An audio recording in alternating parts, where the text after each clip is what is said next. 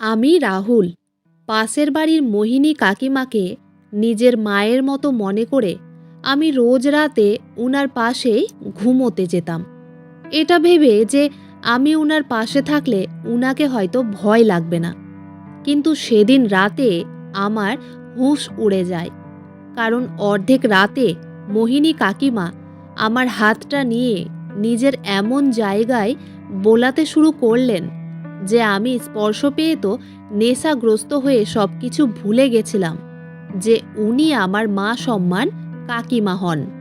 তারপর উনি আমার কানের কাছে এসে আস্তে করে বললেন, রাহুল, শুধু একবার আমার। তারপর আমি তো নেশাগ্রস্ত হয়ে সব কিছু ভুলে গিয়ে কাকিমাকে, আসলে আমি ও বিকি একসঙ্গে কলেজে পড়াশোনা করতাম এবং বিকির মা মানে মোহিনী কাকিমার সঙ্গে আমার বাবা মায়ের খুব ভালো সম্পর্ক ছিল। সেই সূত্রে আমি ও বিকিও খুব ভালো বন্ধু ছিলাম। আমরা দুজন সারাদিন একসঙ্গেই থাকতাম। এমনকি আমাদের বাড়িতে কখনো ভালো মন্দ রান্না হলে মাঝে মধ্যে বিকি ও মোহিনী কাকিমা আমাদের বাড়িতেই খাবার খেতে আসতেন এবং আমরাও কিন্তু মাঝে মধ্যে বিকি ও কাকিমার বাড়িতে খাবার খেতে যেতাম। আমাদের দুই পরিবারের মধ্যে এতটাই ভালোবাসা ও বিশ্বাস ছিল যে আমার মা কখনো 10 দিনের জন্য তীর্থযাত্রায় গেলে আমাকে বিকিদের বাড়িতেই রেখে দিয়ে যেত। আসলে আমার বাবা মা কিন্তু প্রত্যেক বছর তীর্থযাত্রায় যেত, কিন্তু এবার মোহিনী কাকিমার আমার বাবা মায়ের সঙ্গে যাওয়ার ইচ্ছে থাকা সত্ত্বেও আমার বাবা মায়ের সঙ্গে তীর্থযাত্রায় যেতে চায়নি। সে বলেছিল, আমিও যদি এই দুই বাচ্চাদের রেখে তীর্থযাত্রায় চলে যাব তাহলে এদের সামলাবে কি? এরা তো রান্নাও করতে জানে না। দুজনকে যদি একাই ঘরে রাখা হয় তাহলে তো এসে দেখব যে তারা দুজনে কিছু না কিছু একটা ব্যাঘাত ঘটিয়েছে। তাই মোহিনী কাকিমা আমার বাবা মাকে তীর্থযাত্রায় পাঠিয়ে দিয়েছিল, কিন্তু নিজে আমাদের দেখভাল করার জন্য বাড়িতেই ছিল। এদিকে বিকির বাবা তো অনেক আগেই মারা গেছিল এবং বিকির মা বিকিকে একাই মানুষ করছিল। কিন্তু মোহিনী কাকিমার স্বামী মারা যাওয়ার পরেও সে কিন্তু ভীষণ মডার্ন ছিল এবং সে দেখতেও ভীষণ সুন্দরী ছিল। এমনকি সে যখন প্যান্ট শার্ট পরতো তখন তাকে দেখে তো মনেই হতো না যে সে একজন কলেজে পড়া ছেলের মা। এবং মোহিনী কাকিমা যখনই একটু সেজেগুজে থাকতো তখনই আগে আমাকেই জিজ্ঞেস করতো যে দেখো তো রাহুল, আমাকে কেমন দেখাচ্ছে। তখন তো আমিও ওনাকে নিজের কাকিমা মনে করে ওনার সৌন্দর্যের খুব তারিফ করতাম এবং মাঝে মধ্যে বলতাম যে কোন রঙের ড্রেসে কাকিমাকে বেশি ভালো লাগে দেখতে। আমার মুখে নিজের সৌন্দর্যের তারিফ শুনে তো মোহিনী কাকিমা মাঝে মধ্যেই খুব খুশি হয়ে আমাকে জড়িয়ে ধরে নিতেন এবং আমি এটাকে খুব হালকার মধ্যেই নিতাম, কারণ সে যখন আমাকে জড়িয়ে ধরতো তখন আমিও তাকে নিজের মায়ের মতো মনে করে জড়িয়ে ধরতাম। কিন্তু বিশ্বাস করুন, স্বপ্নেও ভাবতে পারিনি যে উনার মনের মধ্যে আমাকে নিয়ে এইসব নোংরামি ছিল। তারপর আমার বাবা মা যখন তীর্থযাত্রায় চলে যায় তারপরে আমি নিজের বাড়িতে তালা মেরে দিয়ে বিকির বাড়িতেই চলে যাই, কারণ আমার ও বিকির বাড়ি তো একদম পাশাপাশি ছিল। আমাদের বাড়ি এতটাই পাশাপাশি ছিল যে আমার ঘরের জানালা দিয়ে কিন্তু বিকির রুমটা দেখা যেত।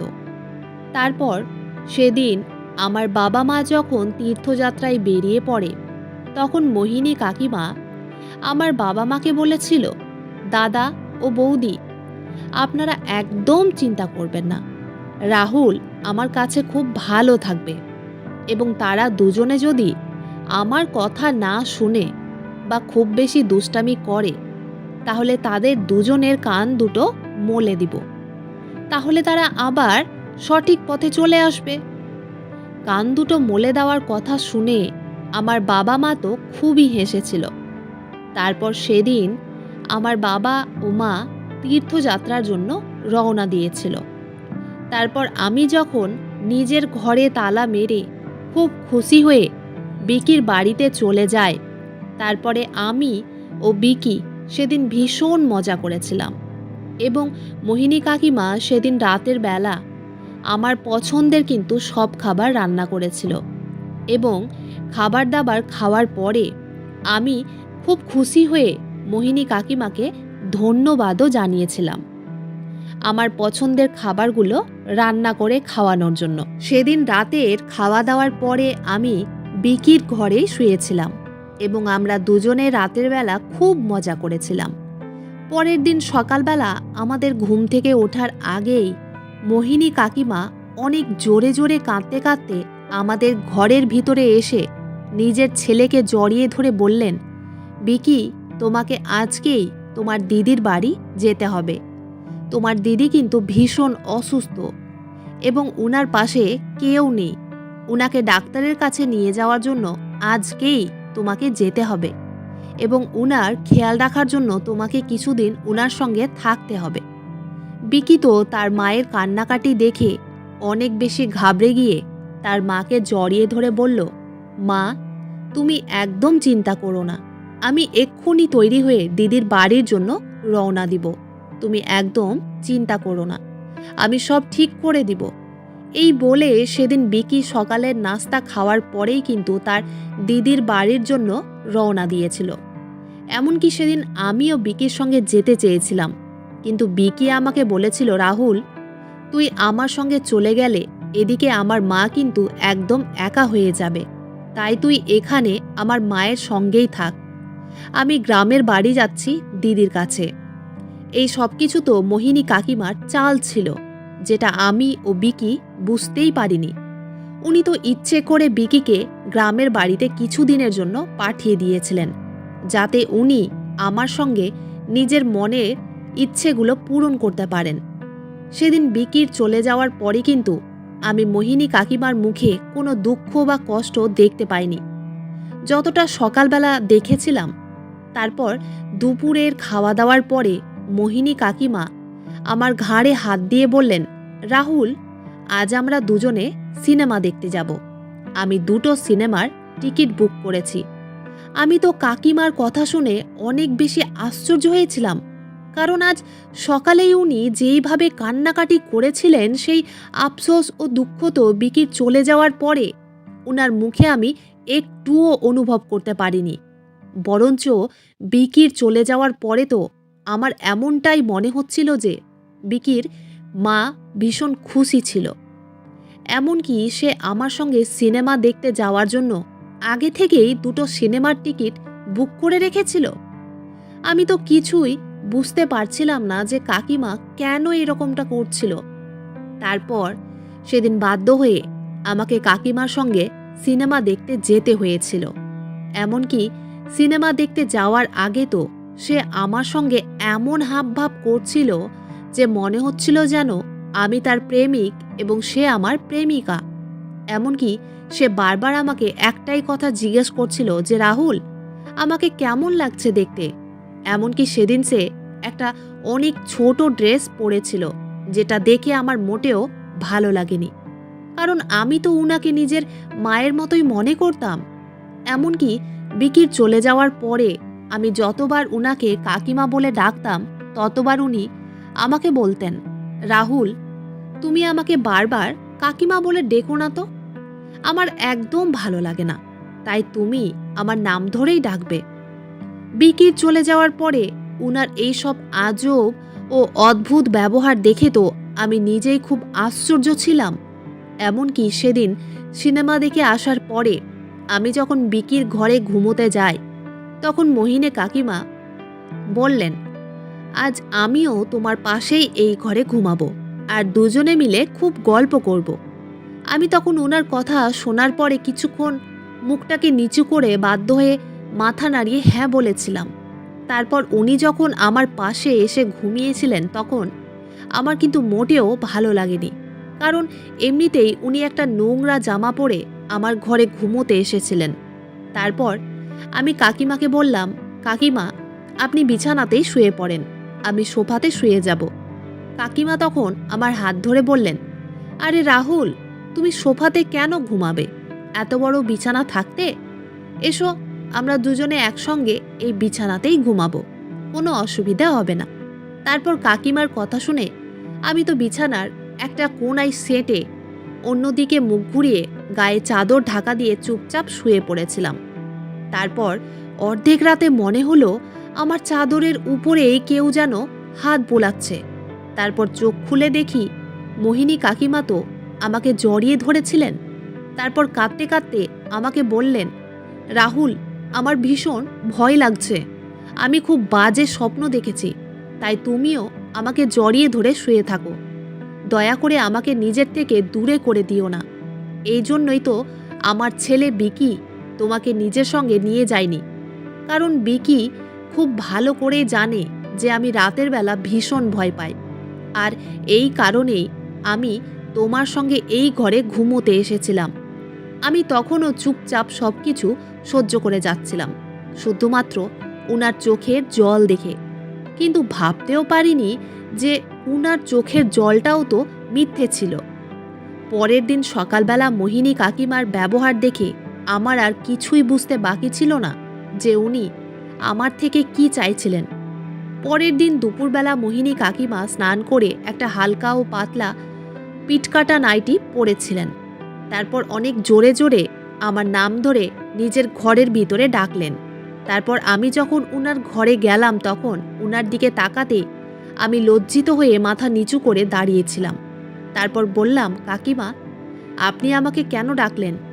উনি তখন আমার কাছে এসে আমার ঘাড়ে হাত দিয়ে বললেন, রাহুল, কতবার বলেছি যে আমাকে কাকিমা বলা বন্ধ করো, আমি কত সুন্দরী ও তরুণী, তা সত্ত্বেও তুমি আমাকে কাকিমা বলে ডাকো। আচ্ছা ঠিক আছে, চলো, আর বেশি কথা না বলে এই ক্রিমটা আমার পিঠের মধ্যে মাখিয়ে দাও। কাকিমার কথা শুনে তো আমি হতভম্ব হয়ে উনার চোখের দিকেই তাকিয়েছিলাম, কারণ উনি এইসব কেন করছিলেন আমি তো কিছুই বুঝতে পারছিলাম না। আমার তো মনে হচ্ছিল উনি নিজের লাজ লজ্জা সব কিছু নষ্ট করে ফেলেছিলেন। আমি তখন রেগে বললাম, আমি আপনার পিঠে এই ক্রিমটা লাগাতে পারবো না। কাকিমা তখন আমার দিকে তাকিয়ে বললেন, আরে এত লজ্জা পাওয়ার কি আছে? তোমার মা যদি বলতো তাহলে কি তুমি তোমার মায়ের পিঠে বা পায়ে ক্রিম লাগিয়ে দিতে না?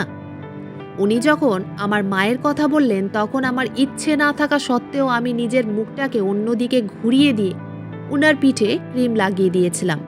কিন্তু সেদিন রাতে কাকিমা যখন আবার আমার ঘরে ঘুমোতে আসেন তখন উনি সেদিন নিজের সব সীমা ছাড়িয়ে দেন, কারণ অনেক চেষ্টার পরেও আমি যখন উনার মনের ইচ্ছেটা পূরণ করিনি তখন উনি সেদিন আবার যখন আমার ঘরে ঘুমোতে আসেন তখন আমি আগের দিনের মতোই উনার সঙ্গে বেশি কথা না বলে একটা কোণায় গিয়ে চুপচাপ নিজেকে গুটিয়ে গায়ে চাদর মুড়ি দিয়ে শুয়ে পড়েছিলাম।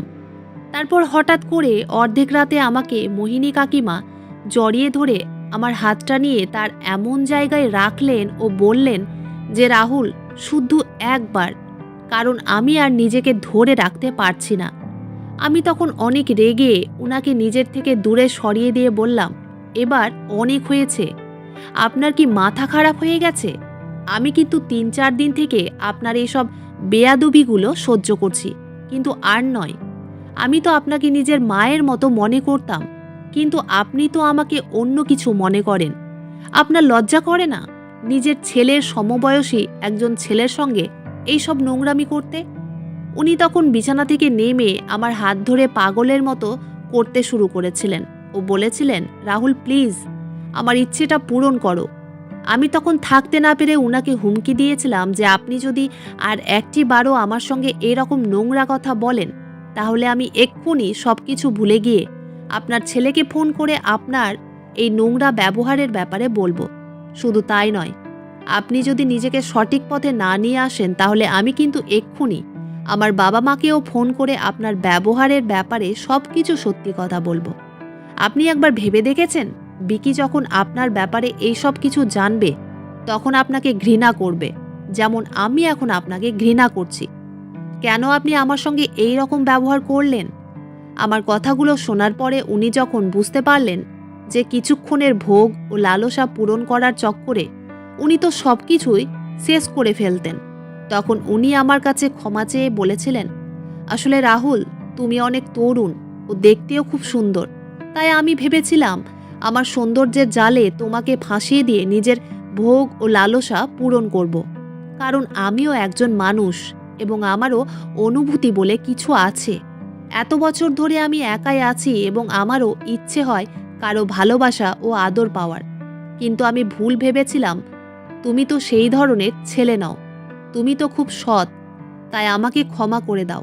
আর দয়া করে এইসব কথা কখনো কাউকে বলবে না। কারণ আমি তোমাকে কথা দিচ্ছি যে আমি আর কোনোদিন তোমাকে সেরকম নজরে দেখব না। তারপর কাকিমার কথায় ভরসা করে আমি আর এই কথাগুলো কাউকেই বলিনি। নইলে তো এইসব কথা প্রকাশ হয়ে গেলে তো আমাদের দুই পরিবারের মধ্যেই সম্পর্কটা কিন্তু খারাপ হয়ে যেত এবং মোহিনী কাকিমা নিজের ছেলের চোখেও খারাপ হয়ে যেতেন। তাই আমি আর সম্পর্কগুলোকে খারাপ করতে চাইনি এবং সেদিনের পর থেকে সব কিছুই ঠিক ছিল। সেদিনের পর থেকে মোহিনী কাকিমা নিজের ভুল বুঝতে পেরে আমার সঙ্গে আর কোনোদিন এই রকম নোংরা ব্যবহার করেননি। এমনকি একদিন আমি মোহিনী কাকিমাকে পার্সোনালভাবে এটাও বলেছিলাম যে আপনি যদি কাউকে দ্বিতীয় বিয়ে করতে চান তাহলে আমি বিকির সঙ্গে এই ব্যাপারে কথা বলবো এবং একটা ভদ্রলোক খুঁজে বের করে আপনার আবার দ্বিতীয় বিয়ে দিব। মোহিনী কাকিমা তখন আমার কথায় হেসে বলেছিলেন, আমি নিজের ভুল বুঝতে পেরেছি, তাই শুধুমাত্র নিজের ইচ্ছেটা পূরণ করার জন্য আমি আর দ্বিতীয় বিয়ে করতে চাই না। এখন আমাদের মাঝে আগের মতোই আবার সব কিছু ঠিকঠাক হয়েছে এবং আমার বাবা মাও তীর্থযাত্রা থেকে ফিরে এসেছে। বন্ধুরা, আজকের গল্পটি এখানেই শেষ করছি। গল্পতে কোনো ভুল ত্রুটি থাকলে ক্ষমা করে দিবেন। গল্পটি ভালো লাগলে অবশ্যই লাইক, শেয়ার, সাবস্ক্রাইব করতে ভুলবেন না। ধন্যবাদ।